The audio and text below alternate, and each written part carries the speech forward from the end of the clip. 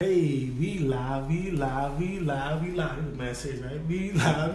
Hey, we live. Now today we checking in. We out here with Ron right here. He's from my neighborhood, and we out here in LA, So it's a different place, and we're just gonna talk a little bit more about how he got out here, what his motivation to life, and how he keep going and doing what he's doing. So first, I'd like to, if you want to introduce your whole name, or tell us a little bit about your name, what neighborhood you're from, and how it was growing up in that neighborhood.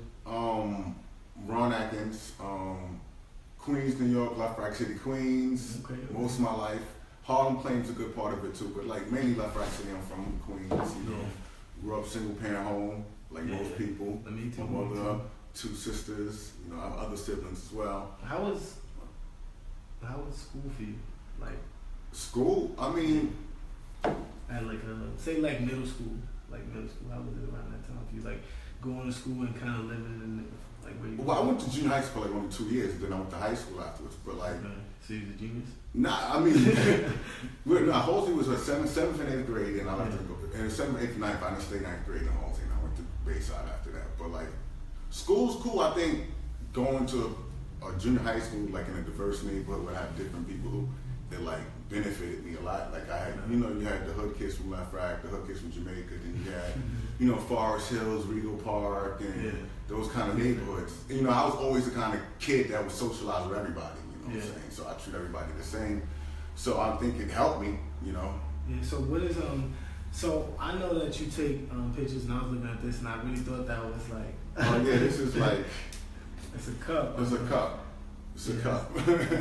So I know a little, and I want to learn more, and I know the people want to learn a little bit more about what you're doing exactly, or what you have done in the past, some of your work. So you can talk a little bit about that. I mean, you got to really start in the beginning. I was kind of always in it. My mother used to work for a movie studio. Okay. My mother worked for New Line Cinema, and she was an executive assistant over there. So she used to always bring back Friday the 13th dolls and Nightmare on Elm Street posters. So we were always around it, and I come from an artistic family, so we always had music in the background. We always had a lot of artistic things going on. So when I was I say high school, I went to Los Battalion one time. No, it was junior high school. Okay. They had auditions at the Los Battalion for a commercial. It was me, Manchild, Demez, and Will. I don't know if people remember Will. I used to play ball. And Ralph. Yeah. We did a commercial in the Lower East Side about I don't know, something Stop the Violence or something like that. We shot it. It was dope. Raheem's mother drove us down there, and then with me, I didn't really like being on camera. I kind of behind the scenes, so I was looking at the people behind the cameras. I'm wow, they're shooting things out of sequence. I thought that was cool. I was it's cool, and then they had the fake blood and stuff, so I thought it was really dope and shit. So I really didn't go into it till I went to high school. Then I had when I went to Bayside, I had a TV production class, Mr. Reinstein's class, and it was old school. We used to do the analog and real old school shit, and we used to do fake music videos. So we used to have the fattest dude in the class, who's naturally Biggie. Yeah. And we played One More Chance, we do a music video, and we do parodies Rocky 7. We did mad shit. So we used to do that, and I started liking it. And then after high school, I didn't really know how to jump into it. I just the age when people just don't really do shit. I was chilling on the bench, not really knowing what I wanted to do. Trying to figure it out, going to different schools and dropping out. So what was how was that experience? As you was trying to figure it out, right? Was it an easy transition or a part of your journey, or was it really hard? Nah, I mean at the time I didn't think it was hard. I thought it was just life. I didn't really know what I wanted. I dabbled in mad different things. At one point I wanted to be a fashion designer. At one point I wanted to rap. At one point I wanted to do this. Yeah. But it was just I was just an artistic person at the time. I didn't really know exactly what I wanted to do, but it was always when I look back now, I knew it was film was kind of calling me. Okay, the things were set up, but at the time I didn't know that. I was that really wasn't my passion. I'm not really one of those kids. I was I want to be a filmmaker as a kid.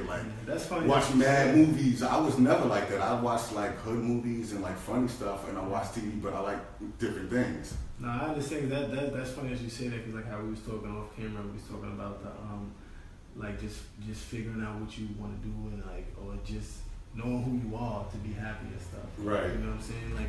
Coming here is partly that in a sense. Because I know when you had put up something about the food is fresher and the air. Oh, definitely.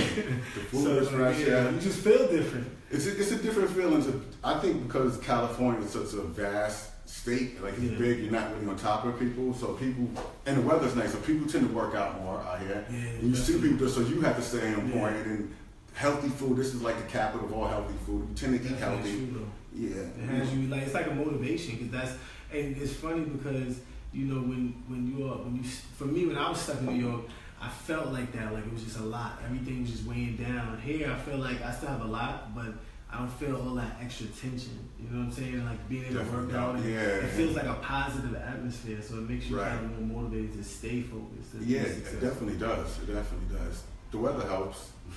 So, what's something like, just name like 2 things that you shot yourself other than like the pattern that you spoke of?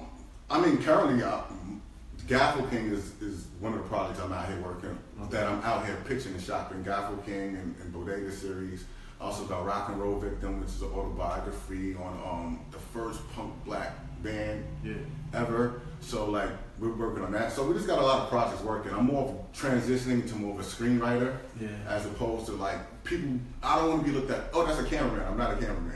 Like I'm not a cameraman. Please. It's more. People don't understand. It's more like you're really like, people that are so-called cameramen are supposed to be called like creative directors, because that's what you're doing. You're creating like something. Almost like a video. I mean, I take the creative director title. I've done that before, but I think a camera is more like a videographer. Like when you think of a camera, you think of somebody that's holding the camera for the news. So like, I'm not here to be paparazzi. That's not what I do. Like I can operate a camera. Like I get busy with a camera. Like same thing with a photographer. Like I don't really consider myself a photographer. Like I know dudes that are real photographers that's their passion. Like me, I'm good at photography. It's not really my passion. I do it because I like it and I have a good eye for it. But like my passion is creating stories. Like we grew up young, black, and in the hood. Like we have tons of stories we got to tell. And everybody from the hood is not the same. Like everybody's not. Everybody wasn't a ball player. Everybody wasn't a grade A student or academic. I didn't really fall into none of those categories. So it's like it's mad different stories you can tell.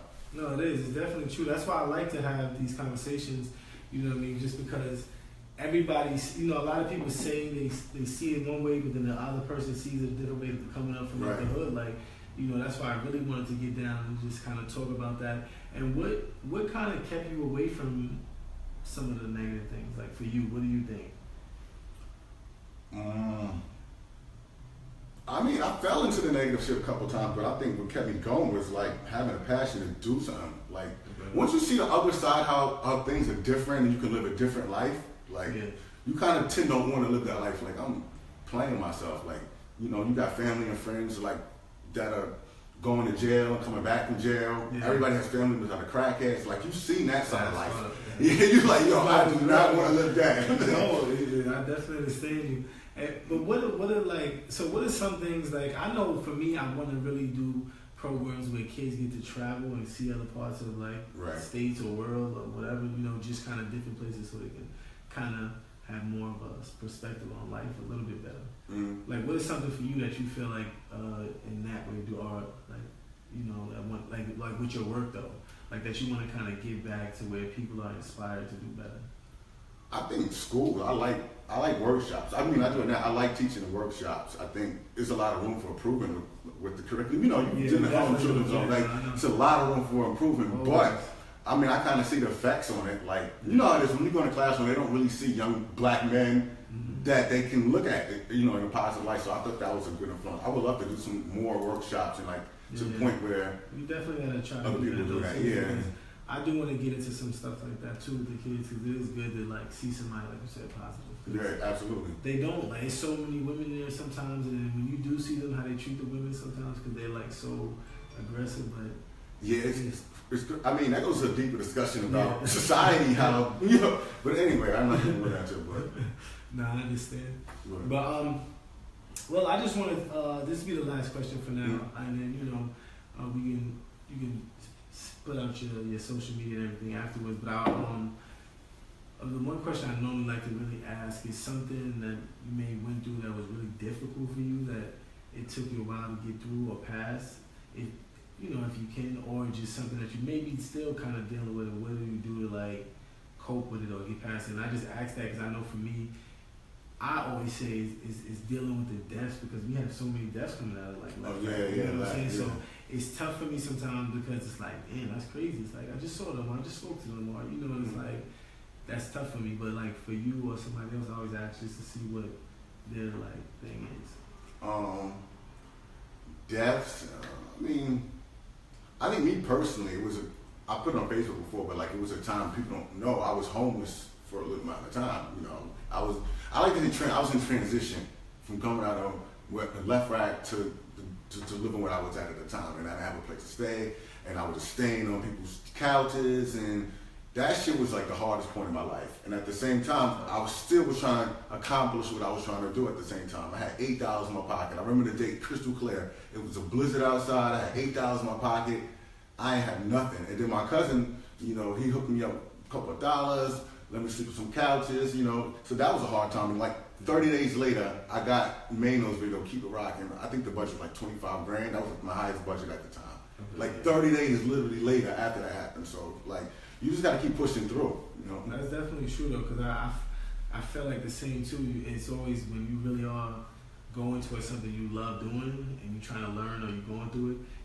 Everybody hits that place like where you kind of jumping around trying to get stuff going, and you gotta kind of start all over. So it's not a bad thing, because like I said, I like to talk about it, because I don't like people just thinking that we just all just get stuff like, you know, that's it, we just lit. Like, no, it takes work. Yeah, it definitely does. It takes a lot of work.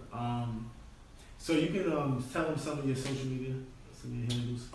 We have like 1,000 mutual friends. They don't know where to find me, right? You know, right? I'm saying for the people that don't, because I do put it on my website. I am like, my thing is, this is something I'll tell you real quick that I want to do with the interviews. Like, my goal is I want to interview 1 million people, and I just want to interview people because I feel like, we do have famous people out there and they go through things, but I feel like we go through things as normal people. Yeah. You know, it's like, why can't we have a good conversation about that? Absolutely. And educate each other, you know.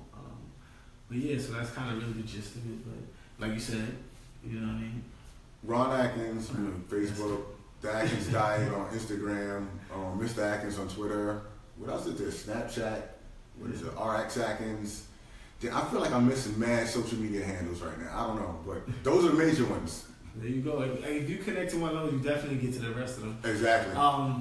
This is RAINCHECK Live. Definitely check out my website. It's www.rainchecklive.com. We got new videos, new people to meet, and we just out here. I'm selling these too. Oh yeah, so if you want to buy these, these are inboxing here, of course. Inboxing. We already got all the information, and we are. Oh, last thing, like my bro said, get your own. I mean, you got to get yourself right before you get anything else right, and we out.